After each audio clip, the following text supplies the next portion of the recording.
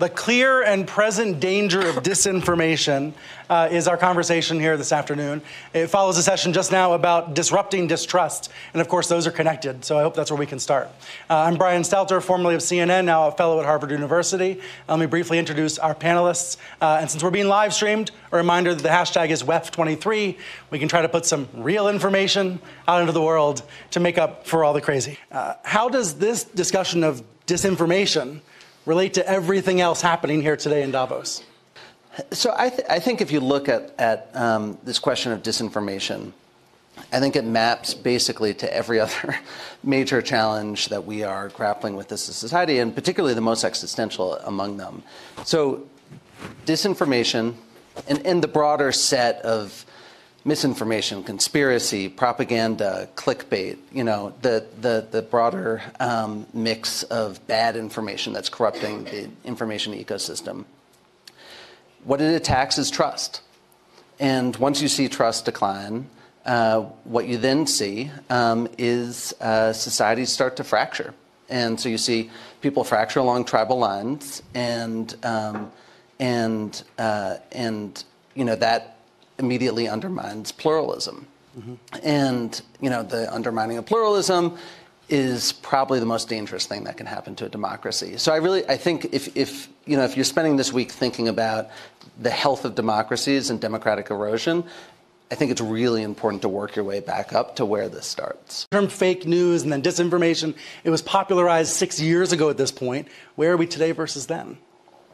What do you mean, where are we today versus then? So this was a hot, popular topic. Yeah. There was an awakening about it. The social networks felt pressure. But now where are we? And same question for Jeannie, but where are we today? Oh, I see. Yeah, it's a great, and to be clear, actually, terms like fake news and enemies of the people have been popularized cyclically in society and in some of the most, repressive and dangerous moments, Nazi Germany, Stalinist Russia, right?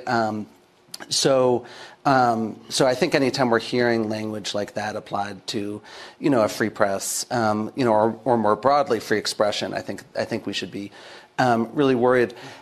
Look, I think that there's no doubt that society seems to have, at some level, accepted how much the information ecosystem has been poisoned. And I think it's going to require real sustained effort from the platforms, from political leaders, from business leaders, and from consumers themselves to reject that. Facebook and Twitter and now TikTok to be stronger in content moderation. Hasn't that been a wave that we've seen crash over for years now? Well, I think this is the question of, ultimately what we're trying to achieve there is some measure of public safety, right? We're not, sure, there are some politicians who are going to go out and just get angry at Facebook if they see things that are mean. I'm quite used to reading mean things about me on the internet. It's just, for a while when I started, I used to screenshot them, so I would just sort of get comfortable with the most heinous things people would say, so as to sort of inoculate myself to the issue. That's a reality for being in public life today. It's very much more in your face than it was 30, 50, 100 years ago, but I think it's always been a reality. The difference is when, I have a constituency that I'm trying to keep healthy, and I can't get them to take a COVID vaccine because of misinformation that's propagated on the internet.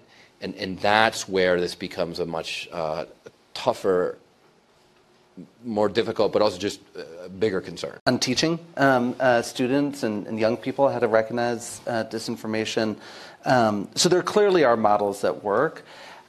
I also think it's useful for us not to overthink the problem too much. I mean, ultimately, what you're teaching people in those moments, as much as anything, as much as you're teaching them to recognize a lie, I suspect you're teaching them to recognize trustworthy sources, whether that's, an institution like the Times or the Post or the Journal, whether that's scientists, whether that's academia,